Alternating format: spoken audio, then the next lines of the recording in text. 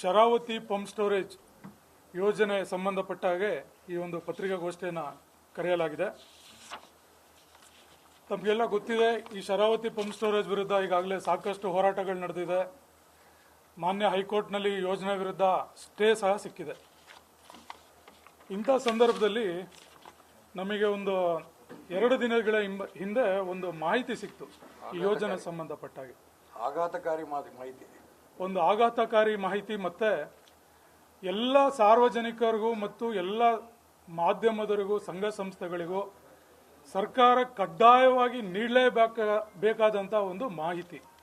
ಅದೇನು ಅಂದರೆ, ಸೆಂಟ್ರಲ್ಲಿನ ಒಂದು ಎಂಪವರ್ಡ್ ಕಮಿಟಿ ಅಂತಿದೆ, CEC. ಇದು ನಮ್ಮ ಸುಪ್ರೀಂ ಕೋರ್ಟ್ ಅಂಡರಲ್ಲಿ ನೇರವಾಗಿ ಕಾರ್ಯನಿರ್ವಹಿಸುತ್ತೆ. They are answerable to only supreme court of India. ಇದು MOEFCC ಅಂದರೆ ministry of environment, forest and climate change ಏನಿದೆ, ಅವರು ಒಂದು ಕಾನ್ಸ್ಟಿಟ್ಯೂಟ್ ಮಾಡಿರುವಂತಹ ಒಂದು ಕಮಿಟಿ, ಅವರು ಕಾನ್ಸ್ಟಿಟ್ಯೂಟ್ ಮಾಡಿರುವಂತಹ ಒಂದು ಸಮಿತಿ. ಈ ಸಮಿತಿ ಏನು ಉದ್ದೇಶ ಅಂದರೆ, ಪರಿಸರಕ್ಕೆ ಸಂಬಂಧಪಟ್ಟ ಹಾಗೆ ಏನು ಮಾರ್ಗದರ್ಶಿಗಳಿದೆ, ಸುಪ್ರೀಂ ಕೋರ್ಟಿನ ಕಾಲಕ್ಕೆ ತಕ್ಕ ಹಾಗೆ ಏನು ಆದೇಶಗಳಾಗುತ್ತೆ, ಪರಿಸರವನ್ನು ಸಂರಕ್ಷಿಸುವಂತೆ ಮಾಡುವಂಥ ಒಂದು ಗುರುತರವಾದಂಥ ಜವಾಬ್ದಾರಿ ಈ ಸೆಂಟ್ರಲ್ ಎಂಪವರ್ಡ್ ಕಮಿಟಿ CECಗೆ ಇರುತ್ತೆ. ಇದೊಂದು ಸಾಂವಿಧಾನಿಕ ಬದ್ಧವಾದಂಥ ಸಂಸ್ಥೆ ಮತ್ತು ಸ್ವಾಯತ್ತ ಸಂಸ್ಥೆ. ನಮ್ಮ ಎಲೆಕ್ಷನ್ ಕಮಿಷನ್ ಯಾವ ರೀತಿ ಇದೆ ಅದೇ ರೀತಿ ಕಾರ್ಯನಿರ್ವಹಿಸುತ್ತದೆ. ಇದು ತುಂಬ ಸೀನಿಯರ್ ಮೋಸ್ಟ್ ಅಧಿಕಾರಿಗಳನ್ನು ಕೇಂದ್ರ ಸರ್ಕಾರದವರು ಡೆಪ್ಯೂಟ್ ಮಾಡಿರ್ತಾರೆ. ಈ ಒಂದು CEC ಸಂಸ್ಥೆ ಏನಿದೆ, 18ನೇ ತಾರೀಕು ನಮಗೆ ಬಂದಿರೋ ಮಾಹಿತಿ ಪ್ರಕಾರ, ಇದನ್ನು ಯಾವುದೋ ಅಧಿಕೃತವಾಗಿ ಸರ್ಕಾರ ಕೊಟ್ಟಿಲ್ಲ, ಫಾರೆಸ್ಟ್ ಡಿಪಾರ್ಟ್ಮೆಂಟಿನ ಯಾರೋ ಸಹೋದ್ಯೋಗಿಗಳು ನಮಗೆ ಒಂದು ಒಳ್ಳೆ ಉದ್ದೇಶದಿಂದ ಕೊಟ್ಟಿರುವಂಥ ಮಾಹಿತಿ. 18ನೇ ತಾರೀಕು 18 ಮೇ ಈ CEC ಕಮಿಟಿ ನಮ್ಮ ರಾಜ್ಯದಲ್ಲಿ ಪ್ರವಾಸ ಕೈಗೊಳ್ತಾ ಇದೆ. ಅದರಲ್ಲಿ ನಮ್ಮ ಶರಾವತಿ ಪಂಪ್ ಸ್ಟೋರೇಜ್ ಯೋಜನಾ ಪ್ರದೇಶ ಏನಿದೆ, ಆ ಯೋಜನಾ ಪ್ರದೇಶಕ್ಕೂ ಭೇಟಿ ನೀಡ್ತಾ ಇದ್ದಾರೆ.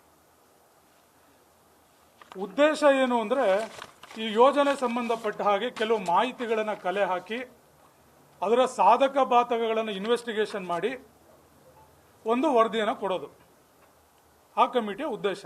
ಅದು ಅದರಲ್ಲಿ ಮೆನ್ಷನ್ ಆಗಿದೆ. ಏನಂತ ಮೆನ್ಷನ್ ಆಗಿದೆ, preliminary discussion with CCF Shivamogga and concerned officers of KPC, forest department and ತುಂಬ ಮುಖ್ಯ ಇದು stakeholders. Sharavathi pump storage ಅಲ್ಲಿ ಸ್ಟೇಕ್ ಹೋಲ್ಡರ್ಸ್ ಅಂದ್ರೆ ಯಾರು? ಸಾರ್ವಜನಿಕರು, ಆ ಯೋಜನೆ ವಿರುದ್ಧ ಧ್ವನಿ ಎತ್ತಿರುವಂತಹ ಸಾರ್ವಜನಿಕರು. ಎಲ್ಲಕ್ಕಿಂತ ಮುಖ್ಯವಾಗಿ ಯೋಜನೆಯಲ್ಲಿ ಯಾರು ನಿರಾಶ್ರಿತರಾಗ್ತಾರೆ, ಮನೆ ಮಠ ಕಳ್ಕೊಂತಾರೆ, ಜಮೀನುಗಳು ಕಾಣುತ್ತಾರೆ, ಅವರು ಸ್ಟೇಕ್ ಹೋಲ್ಡರ್ಸ್. ಮತ್ತೆ ಎಲ್ಲಕ್ಕಿಂತ ಮುಖ್ಯವಾಗಿ ಅಲ್ಲಿನ ಗ್ರಾಮ ಪಂಚಾಯತ್. ಇಂಥ ಒಂದು ದೊಡ್ಡ ಕಮಿಟಿ ನಮ್ಮ ಯೋಜನಾ ಪ್ರದೇಶಕ್ಕೆ ಬರ್ತಾ ಇದೆ ಅಂದ್ರೆ ಇದನ್ನ ಮಾಹಿತಿ ಕೊಡಬೇಕಲ್ವಾ? ನಾವು ಇದರ ವಿರುದ್ಧ ಅಹವಾಲುಗಳನ್ನು ಕೊಟ್ಟಿದ್ದೀವಿ, DC ಅವ್ರ ಮೆಮೊರಂಡಮ್ ಕೊಟ್ಟಿದ್ದೀವಿ, KPC ಮುಂದೆ ಡೆಮಾನ್ಸ್ಟ್ರೇಷನ್ ಮಾಡಿದ್ದೀವಿ, ದೊಡ್ಡ ಮಟ್ಟದಲ್ಲಿ ಹೋರಾಟ ಮಾಡಿದ್ದೀವಿ. ಸುಮಾರು 75,000ಕ್ಕೂ ಹೆಚ್ಚು ಲಿಖಿತ ಮತ್ತು ಆನ್ಲೈನ್ ಮತ್ತು ಆಫ್ಲೈನ್ ಆಕ್ಷೇಪಣೆಗಳು ಯೋಜನೆ ವಿರುದ್ಧ ಸಲ್ಲಿಕೆಯಾಗಿದೆ. ಇಷ್ಟೊಂದು ದೊಡ್ಡ ಮಟ್ಟದ ಒಂದು ಅಧಿಕಾರಿ ಈ ಯೋಜನೆ ಸಂಬಂಧಪಟ್ಟಾಗಿ ಸಭೆ ಮಾಡ್ಲಿಕ್ಕೆ ಬಂದಾಗ ಯೂಶಲಿ ಏನು, ಫಾರೆಸ್ಟ್ ಡಿಪಾರ್ಟ್ಮೆಂಟ್ ಗೈಡ್ಲೈನ್ಸ್ ಪ್ರಕಾರ ಪೇಪರ್ಗಳಲ್ಲಿ ನೋಟಿಫಿಕೇಶನ್ ಕೊಡಬೇಕು, ಗ್ರಾಮ ಪಂಚಾಯಿತಿ ನೋಟಿಫಿಕೇಶನ್ ಕೊಡಬೇಕು. ಪ್ರಮುಖವಾಗಿ ಯಾರು ಇದಕ್ಕೆ ಪ್ರಮುಖವಾದ ಆಕ್ಷೇಪಣೆಗಳನ್ನು ಸಲ್ಲಿರ್ತಾರೆ ಅವರನ್ನು ಆ ಸಭೆಗೆ ಕರಿಬೇಕು ಅಂತ ಇದುವರೆಗೂ ಎಲ್ಲ ಫಾರೆಸ್ಟ್ ಡಿಪಾರ್ಟ್ಮೆಂಟ್ ನಡಾವಳಿಗಳು ನಡ್ಕೊಂಡು ಬಂದಿರೋದು. ಅದು ಪ್ರೋಟೋಕಾಲು. ಇದು ಯಾವುದನ್ನು ಮಾಡ್ದಲೆ, ಏನೂ ಮಾಹಿತಿ ಕೊಡ್ದಲೆ ಈ ಅಧಿಕಾರಿ ನಾಳೆ ಅಂದರೆ 2ನೇ ತಾರೀಕು ಶಿವಮೊಗ್ಗದಲ್ಲಿ ಬಂದ್ಬಿಟ್ಟು ಇಲ್ಲೊಂದು ಸಭೆ ಮಾಡಿ ಶರಾವತಿ ಪಂಪ್ ಸ್ಟೋರೇಜ್ ಅಲ್ಲಿಗೆ ಹೊರಡ್ತಾ ಇದ್ದಾರೆ. ನಾವು ಅದನ್ನು ಮಾಹಿತಿನ ಕಲೆ ಹಾಕಿ ಇಮಿಡಿಯೇಟ್ಲಿ ಅವರನ್ನ ನಾವು ಕಾಂಟ್ಯಾಕ್ಟ್ ಮಾಡಿದ್ವಿ, ಅವ್ರ ಅಪಾಯಿಂಟ್ಮೆಂಟನ್ನು ತಗೊಂಡಿದ್ದೀವಿ. ಇಲ್ಲಿ ನಾವು ಪ್ರಶ್ನೆ ಮಾಡಬೇಕಾಗಿರೋದೇನು ಅಂದರೆ, ಈ ಶರಾವತಿ ಪಂಪ್ ಸ್ಟೋರೇಜ್ ಯೋಜನೆಯಲ್ಲಿ ಏನು ಸ್ಟೇ ಸಿಕ್ಕಿದೆ ಹೈಕೋರ್ಟಲ್ಲಿ, ಪ್ರಣೀತಾ ಕೌರ್ ಅಂತ ಒಬ್ರು IFS ಅಧಿಕಾರಿ, ಕೇಂದ್ರದ IFS ಅಧಿಕಾರಿ, ಅವರು ಒಂದು ವರದಿಯನ್ನು ಕೊಟ್ಟಿದ್ದಾರೆ ಅಲ್ಲಿ ಸ್ಪಾಟ್ ಇನ್ಸ್ಪೆಕ್ಷನ್ ಮಾಡಿ. ಇನ್ನೊಂದು ಪ್ರೊಫೆಸರ್ ಸುಕುಮಾರಂ ಮತ್ತೆ HS ಸಿಂಗ್ ಅಂತ ಕೇಂದ್ರದ ವನ್ಯಜೀವಿ ಮಂಡಳಿಯ ಸದಸ್ಯರು, ಅವರು ಇದೇ ಯೋಜನೆ ಸಂಬಂಧಪಟ್ಟ ಹಾಗೆ ಇಲ್ಲಿ ಸ್ಪಾಟ್ ಇನ್ಸ್ಪೆಕ್ಷನ್ ಮಾಡಿ ಈ ಯೋಜನೆ ಯಾವುದೇ ಕಾರಣಕ್ಕೂ ಕಾರ್ಯಸಾಧುವಲ್ಲ, ಈ ಯೋಜನೆಯಿಂದ ಅಪಾರ ಪ್ರಮಾಣದ ಪರಿಸರ ನಾಶ ಆಗುತ್ತೆ ಅಂತೇಳಿ ಇಬ್ಬರು ಅಧಿಕಾರಿಗಳು, ಕೇಂದ್ರೀಯ ಅಧಿಕಾರಿಗಳು ವರದಿಯನ್ನು ಕೊಟ್ಟಿದ್ದಾರೆ. ನ್ಯಾಷನಲ್ ವೈಲ್ಡ್ ಲೈಫ್ ಬೋರ್ಡಿನ ಒಂದು ತಂಡ ಏನು ರಚನೆ ಆಗಿತ್ತು, ಆ ತಂಡದಿಂದ ಬಂದಿರೋ ವರದಿ. ಈ ವರದಿ ಆಧಾರದ ಮೇಲೆ ನಮ್ಮ ರಾಜ್ಯ ಹೈಕೋರ್ಟ್ ಅಲ್ಲಿ ಯೋಜನೆ ವಿರುದ್ಧ ಸ್ಟೇ ಸಿಕ್ಕಿದೆ. ಅದನ್ನು ರಾಜ್ಯ ಹೈಕೋರ್ಟ್ ಸಹ ಪರಿಗಣಿಸಿದೆ. ಇಲ್ಲಿ ಗಮನಿಸಬೇಕಾಗಿರೋ ಅಂಶ ಏನು ಅಂದ್ರೆ, ಶರಾವತಿ ಪಂಪ್ ಸ್ಟೋರೇಜ್ಗೆ ಇಷ್ಟೊಂದು ವಿರೋಧ ಆಗ್ತಾ ಇದೆ, ಇಷ್ಟೊಂದು ಪರಿಸರಕ್ಕೆ ಅವೈಜ್ಞಾನಿಕವಾಗಿ ನಡೀತಿದೆ ಅಂತ ಎಲ್ಲ ಪರಿಸರ ಪ್ರೇಮಿಗಳು, ವಿಜ್ಞಾನಿಗಳು ಪಕ್ಷಾತೀತವಾಗಿ ಇದಕ್ಕೆ ವಿರೋಧ ಮಾಡ್ತಿರ್ಬೇಕಾದ್ರೆ, ಇದೇ ಸಮಯದಲ್ಲಿ ಪಕ್ಕದಲ್ಲೇ ಇರುವಂತಹ ಒಂದು ಮೂಕಾಂಬಿಕಾ ಅಭಯಾರಣ್ಯ, ಮೂಕಾಂಬಿಕಾ ವೈಲ್ಡ್ ಲೈಫ್ ಸ್ಯಾಂಕ್ಚುರಿ, ನಮ್ದೇನು ಶರಾವತಿ ಪಂಪ್ ಸ್ಟೋರೇಜ್ ನಡೀತಿದೆ ಅದು ಸಿಂಗಳಿಕಾ ವೈಲ್ಡ್ ಲೈಫ್ ಸ್ಯಾಂಕ್ಚುರಿ, ಅದೇ ರೀತಿ ಪಕ್ಕದಲ್ಲಿ ಮೂಕಾಂಬಿಕಾ ವೈಲ್ಡ್ ಲೈಫ್ ಸ್ಯಾಂಕ್ಚುರಿ ಇದೆ. ಸ್ವಲ್ಪ ಟೈಗರ್ ರಿಸರ್ವ್ ಪಾರ್ಟಿಗೆ ಅಟ್ಯಾಚ್ ಆಗುತ್ತೆ. ಶರಾವತಿ ಪಂಪ್ ಸ್ಟೋರೇಜ್ ತರನೇ ಸೇಮ್ ಪ್ರಾಜೆಕ್ಟ್ ವರಾಹಿ PSP ಅನ್ನ ಮಾಡ್ಲಿಕ್ಕೆ ಹೊರಟಿದ್ದಾರೆ. Varahi pump storage project 4000 megawatt ಇಂದು. ಖೇದಕರವಾದ ಸಂಗತಿ ಏನು ಅಂದ್ರೆ, ಆ ವರಾಹಿ ಪಂಪ್ ಸ್ಟೋರೇಜ್ ಪ್ರಾಜೆಕ್ಟ್ ಅನ್ನ ಮೊನ್ನೆ ನಮ್ಮ ರಾಜ್ಯ ವನ್ಯಜೀವಿ ಮಂಡಳಿಯಿಂದ ತಾಂತ್ರಿಕವಾಗಿ ಅನುಮೋದನೆಯನ್ನು ನೀಡಿದ್ದಾರೆ. ಶರಾವತಿ ಪಂಪ್ ಸ್ಟೋರೇಜ್ ಏನ್ ಮಾನದಂಡ ಅಪ್ಲೈ ಆಗುತ್ತೋ ಅದು ಅಭಯಾರಣ್ಯದಲ್ಲೇ ಇರೋದು, ಅದಕ್ಕೆ ಈಸಿಯಾಗಿ ಸ್ಟೇ ಸಿಕ್ಬಿಡುತ್ತೆ ಕೋರ್ಟಿಗೆ ಹೋದ್ರೆ. ಅದಕ್ಕಿನ್ನೂ ಪಬ್ಲಿಕ್ ಹಿಯರಿಂಗ್ ಆಗಿಲ್ಲ, ಏನೂ ಆಗಿಲ್ಲ. ಶರಾವತಿ ಪಂಪ್ ಸ್ಟೋರೇಜ್ ಸಿಕ್ಕಿರೋ ಸ್ಟೇನೆ ಸೇಮ್ ಮಾನದಂಡನ ಹೈಕೋರ್ಟ್ ಅಲ್ಲಿ ಅಪ್ಲೈ ಆಗುತ್ತೆ. ವರಾಹಿ ಪಂಪ್ ಸ್ಟೋರೇಜ್ಗೂ ಸ್ಟೇ ಸಿಗುತ್ತೆ.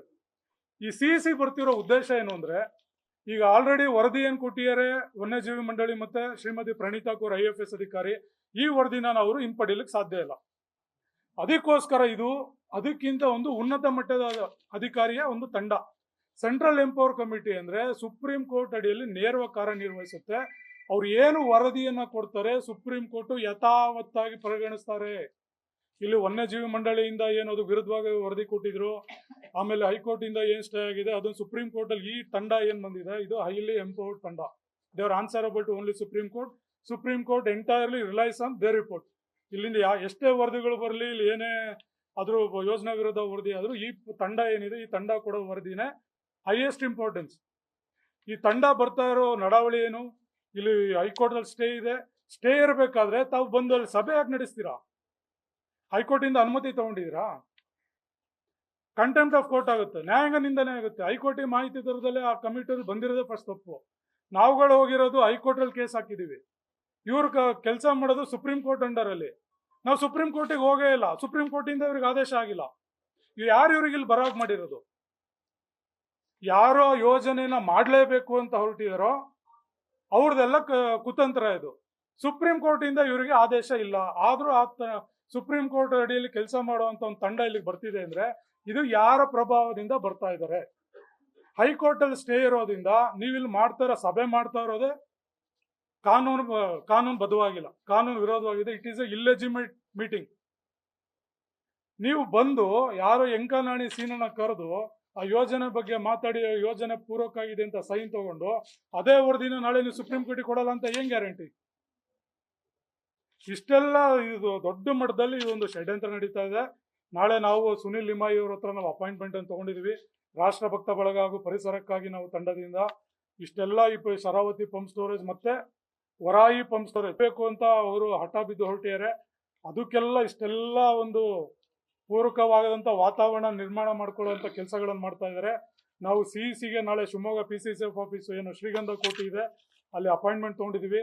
ನಮ್ಮ ನಾಯಕರಾದಂಥ KS ಈಶ್ವರಪ್ಪ ಅವರ ನೇತೃತ್ವದಲ್ಲಿ ರಾಷ್ಟ್ರಭಕ್ತ ಬಳಗ ಮತ್ತು ಪರಿಸರಕ್ಕೆ ನಾವು ಏನು ಕಳೆದ ಬಾರಿ ಕೊಟ್ಟಿದ್ವಿ ಎಲ್ಲ ತಾಂತ್ರಿಕ ವರದಿಗಳನ್ನು ನಾಳೆ ಅವ್ರ ಮುಂದೆ ಮತ್ತೊಮ್ಮೆ ಮಂಡನೆ ಮಾಡಿ ಯಾವುದೇ ಕಾರಣಕ್ಕೂ ನೀವು ಬಂದಿರೋದೇ ಇಲ್ಲಿಗಲ್ ಅನ್ನೋದನ್ನು ಅವ್ರು ಮನವರಿಕೆ ಮಾಡಿಕೊಟ್ಟು ಶರಾವತಿ ಪಂಪ್ ಸ್ಟೋರೇಜ್ ವಿರುದ್ಧ ನಾವು ಲಿಖಿತವಾಗಿ ನಾವು ಅಹವಾಲನ್ನು ಸಲ್ಲಿಸ್ತೀವಿ ಅಂತ ಹೇಳ್ತಾ ಇಷ್ಟನ್ನ ಹೇಳ್ತಾ ನನ್ನ ಮಾತನ್ನು ಮುಗಿಸ್ತಾ ಇದ್ದೀನಿ.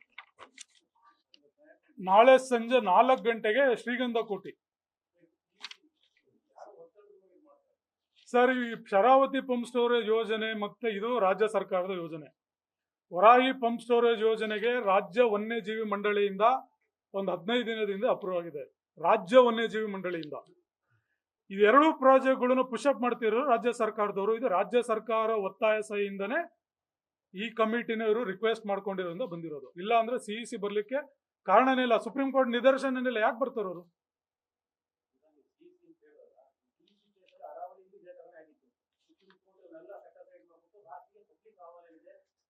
ಡಿಮ್ಯಾಂಡ್ ಇದೆ, ನಿಜವಾದ ಸಂಸ್ಥೆ ಅದನ್ನ ಅಪೇಂಡ್ ಮಾಡ್ತಾರೆ.